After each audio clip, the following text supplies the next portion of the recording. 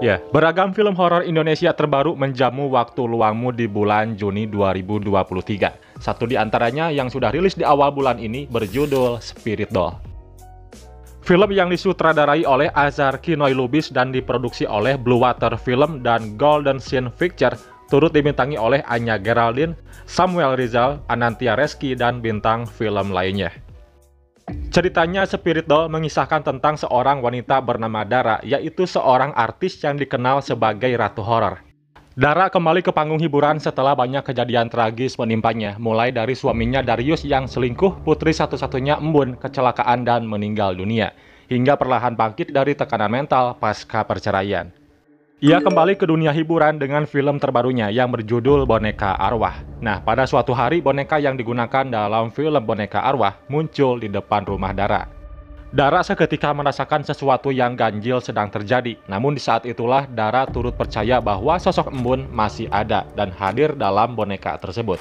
Oleh karena itu, Dara memperlakukan boneka selayaknya anaknya sendiri, seperti orang-orang di luar sana yang memelihara Spirit Doll.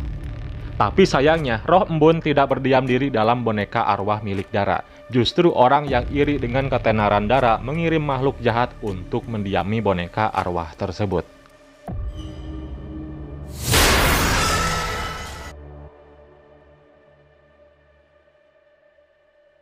Ya, sebenarnya film Boneka Arwah di Indonesia bukan lagi satu hal yang baru bagi perfilman horor, karena sudah diawali film The Doll. Satu-satunya kesempatan film ini untuk tetap membawa eksplorasi horor ini ke penonton hanya lewat daya tawar dan unsur-unsur di dalamnya. Namun dasarnya Spirit Doll atau boneka arwah pada dasarnya menggunakan konsep yang serupa, yaitu boneka yang dirasuki oleh setan. Nah, satu-satunya perbedaan yang mencolok dari Spirit Doll dengan 3 seri The Doll atau Sabrina bisa lihat dari sosok setannya, di mana Spirit Doll ini terang-terangan memunculkan roh jahat yang wujudnya menyerupai genderuwo.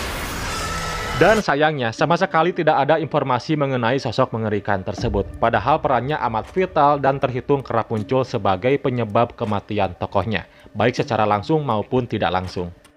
Lalu teror yang dihadirkan oleh boneka arwah juga kurang greget dan kurang menampilkan ketegangan yang berarti.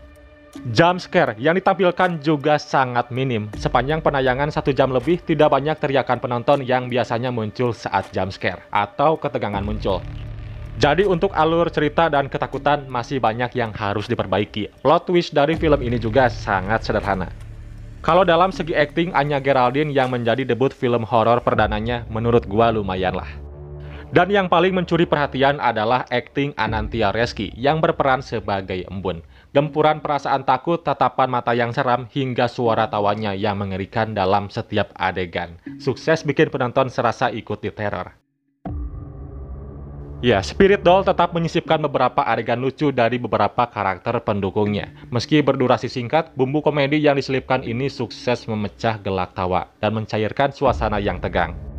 Selain itu, sinematografinya menurut gua biasa aja, gak ada yang berkesan. Lalu ada beberapa efek yang mengganggu yang menurutku agak kurang dan masih terlihat kasar.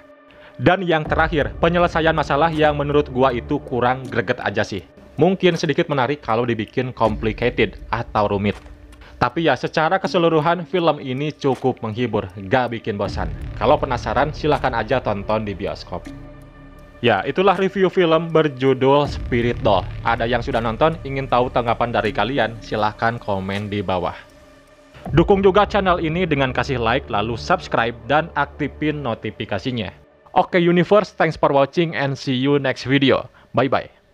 Ini Embun beneran di depan gue. Dia yang bikin gue happy, dia yang bikin gue normal.